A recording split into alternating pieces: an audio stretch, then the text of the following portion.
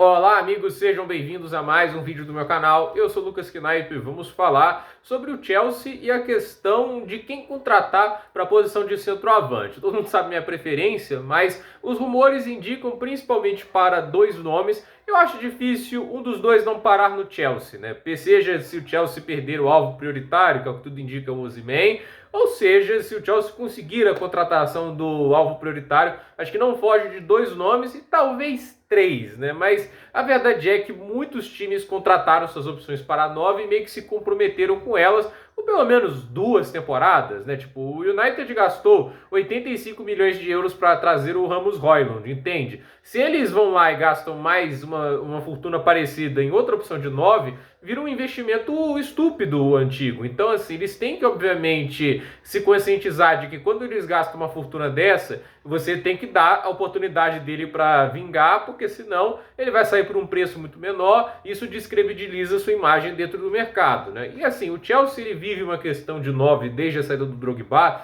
que é curiosa, né? Ninguém está conseguindo se encaixar nesse time, né? Teve a tentativa do Fernando Torres, né, que no Liverpool jogava uma barbaridade, e no Chelsea deixou a desejar. Aí veio o Diego Costa, né? E o Diego Costa, a meu ver, foi um bom jogador, mas ficou muito pouco tempo, não era fácil de se lidar, e a personalidade dele quando Conte não deu certo, né? E assim, a gente tem depois ali uma tentativa com Gonzalo Higuaín, Olivier Giroud. O Giroud faz um trabalho bem competente, mas é um bom jogador no máximo, né? Não acho ele um cara fora de série, né? Vocês podem discordar de mim, mas é assim, eu acho um jogador extremamente inteligente, muito esforçado, dedicado e que ajudou o Chelsea sim, mas ele não é a solução assim para os problemas ofensivos do Chelsea. E a gente também teve ali o Higuaín, como eu disse, aí teve no momento o Tammy Abraham, que começou bem com o Lampard e depois foi tendo uma queda de produção e de espaço com o Thomas Tuchel, aí teve o Timo Werner, Romelu Lukaku, muita gente imaginava ser o que faltava para o Chelsea e não foi. Ele acaba se tornando um dos grandes flops do Chelsea, né? Não pela questão de ser um jovem que estava prometendo muito e não se consolidou, e sim de ser um cara produzindo como um world class, mas muda de time e não chega nem perto desse nível.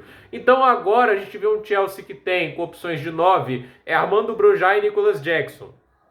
É ruim, na temporada passada estava pior, o Kai Havertz, mas a questão é que o Chelsea precisa de ajuda na questão de 9, né? Porque ter um 9 goleador, um cara que chama a responsabilidade para marcar gols, é no final das contas um porto seguro quando o time taticamente não está jogando bem, e assim, é um perigo extra para as defesas se preocuparem. Você acha que as defesas não se organizam para tentar parar o Haaland? Você não acha que em alguns momentos para parar o Haaland eles não dão mais liberdade para os outros jogadores, né? Então assim, essa é a questão, né? Você tem um jogador muito diferenciado no ataque, deixa a defesa mais preocupada com você. A gente já via isso até em jogos de seleção. A Costa do Marfim, quando tinha o Drogba, com ele em campo era uma coisa completamente diferente. As pessoas respeitavam o Drogba. O mesmo valia para Camarões, quando tinha lá o Eto'o. Então assim, quando o jogador é muito bom, obviamente o time vai estar muito focado em pará-lo. E o Chelsea não tem hoje uma referência no ataque. O Christopher Nkunku é um meio atacante, mas até agora não ficou muito saudável. Isso tem atrapalhado o Chelsea, mesmo com todas as jumentices do Pochettino, ainda está ali na 8ª posição, não está tão longe assim de uma vaga a competições continentais, a distância para esse ano é só 4 pontos, mas a questão é, a gente tem no ataque do Chelsea poucos nomes que vão colocar medo na defesa adversária. Você tem jogadores com qualidades em certas áreas, problemas em outras.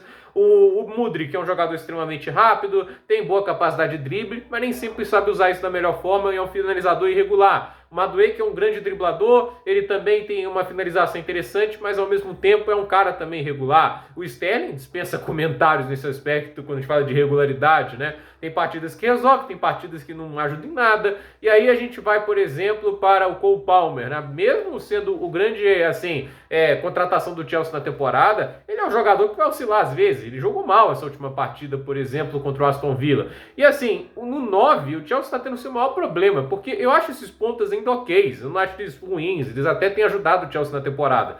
Mas os 9, né, você tem o Nicolas Jackson que tem qualidades, mas ao mesmo tempo tem fraquezas, né? E ele não é um cara que está aproveitando as chances de gol que ele tem. E ele se movimenta bem. E o Broja, esse aí, eu acho que é o pior jogador de ataque do Chelsea, né? Então, o Chelsea ele tem um 9 goleador, um cara que pelo menos marque 20 gols numa Premier League, já ajuda bastante. E aí fica aquele dilema, quem contratar? Aí os dois nomes que vêm circulando mais sobre o Chelsea é Victor Osimhen, esse mais, e o Vitor Gyökeres, né? Eles gostam dos Victors, né? Eu coloquei um terceiro nome porque o Ivan Toney eu não descarto ele completamente, porque a gente sabe que um rival do Chelsea na contratação do Osimhen possível, a gente não sabe se ele realmente vai disputar a contratação do nigeriano, é o Arsenal. O Arsenal, obviamente, estaria interessado em ter o melhor 9 do mercado disponível, que é o Osimhen. A gente pode falar que o melhor 9 da atualidade é o Harry Kane, o Haaland, o Lewandowski, mas esses caras não estão à venda, né? Eu, assim, eu ainda dou um crédito ao Leva, mas a verdade é, o Osimhen deve deixar a Napoli ao fim dessa temporada e com isso os principais clubes do mundo vão querer contratá-lo. E agora com a multa rescisória o preço dele está mais acessível.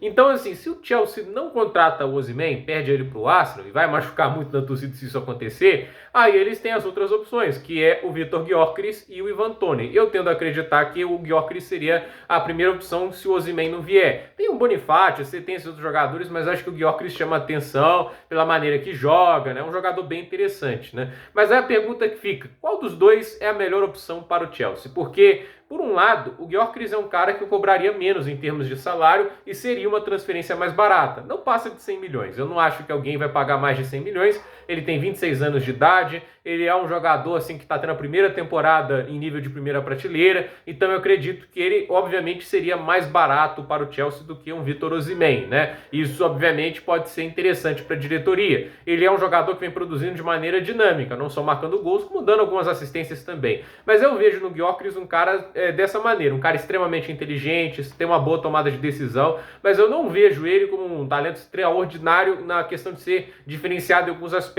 Eu acho ele um bom finalizador, mas eu acho assim, movimenta com inteligência. Eu vejo o Osimhen um jogador mais diferenciado. Como um passador, eu acho que o Osimhen tem menos qualidade, mas como um finalizador, um definidor de jogadas, eu vejo o nigeriano melhor. E assim, eu vou usar mais como referência a temporada passada. Primeiro porque a Napoli tá uma baderna, tá uma coisa inacreditável, de desorganizado, né? E tem gerado poucas chances para ele, né? Se a gente usar os números dessa temporada, o Gyökeres está melhor. Mas tem todo o contexto de seu campeonato português e da Napoli nessa temporada está uma bagunça. Na temporada passada com o Spalletti, era basicamente um gol por jogo pro Osimhen. Então, e o Osimhen não é aquele cara que tá toda hora batendo pênalti, isso tem que ser lembrado, né? E não é esse cara que tem os números inflados pelos pênaltis. Então, ele tem um pênalti ou outro, mas é menos. Então, assim, ele é um jogador que tem muita qualidade para ganhar duelos aéreos e ele é um jogador, ao meu ver, que fisicamente, né, ele é muito forte, ele ganha muitos duelos, ele é muito rápido, ele tem boa noção de posicionamento e ele tem uma tomada de decisão rápida. Pode não ser, às vezes, a melhor, mas ele toma com muita velocidade, né? Tipo, ele não é um cara que hesita na hora de chutar, ele chuta já, né? Isso é uma coisa que falta, por exemplo, pro Broja. O Broja tenta dominar, ajeitar, deixar a bola perfeita, ir pro pé dominante. O Osimhen não, chegou, chutou. E isso faz com que ele marque mais gols, né? Então, e é um cara que, ao meu ver, é extremamente esforçado, dedicado, trabalhando para evoluir em outros aspectos, né? Então, assim, eu acho que a opção melhor para o Chelsea, além dele ser mais jovem que o Gyökeres, é o Osimhen. Eu acho que ele é um jogador mais diferenciado. Eu acredito que com os jogadores que o Chelsea tem neste momento, ele tende a encaixar melhor. Até porque o Chelsea abusa de cruzamentos, o Chelsea gosta de usar os cruzamentos. Em jogadas aéreas, o Osimhen é bem melhor do que o Gyökeres, né? E em termos de atleticismo, tá top 5 da atualidade na questão de impulsão, de precisão nos cabeceios, é um dos melhores cabeceadores da atualidade. Então, nesse aspecto de jogada aérea, o Osimhen é um trunfo que o Gyökeres não é. E assim, a gente também tem a questão do Osimhen ser um jogador, como eu disse, atleticamente ele chama mais atenção. Isso, quando se trata do senhor Maurício Pochettino, não é um elogio, tá, gente? Não estou elogiando ele. Mas a questão é, ele gosta dessa questão da fisicalidade, um cara forte fisicamente, nesses duelos, né? E assim, é um jogador que tem intensidade muito alta, né? E eu acredito que isso faça o Pochettino gostar mais dele, né? Mas assim, isso obviamente a gente vai ver na próxima janela. A gente já teve algumas repórteres falando que, assim, por exemplo, o Sacha Tovieri, que é um jornalista da Bélgica, falou que o Osimhen já escolheu o Chelsea. Mas eu não vou comprar isso ainda, primeiro porque, apesar de ele ter acertado o Lavia no Chelsea, né? É só o Sacha Tovieri, então assim, tem que esperar mais, né? Por mais que a torcedor do Chelsea iluda com o fato do Drogba e eles sempre andarem juntos, do Osimhen ser um cara que sempre fala que quer jogar na Premier League e tudo isso, né? A gente sempre tem que ter paciência, porque nem sempre o cara querer jogar em um lugar quer dizer que ele vai jogar nesse respectivo lugar. É só colocar o inverso. O Mudryk queria jogar no Arsenal, ser treinado pelo Arteta, e por onde ele foi parar? No Chelsea, né? Ah, Lucas, o Chelsea fez uma oferta maior. O jogador tem que assinar, ele tem que aceitar. E o Arsenal não estava longe de um acordo. Se ele aceitou e assinou, é porque ele estava disposto a ir para lá também. Então, gente, por esse vídeo é isso. Dúvida nos comentários, deixe seu like, se inscreva no canal, compartilhe este vídeo e até o próximo vídeo.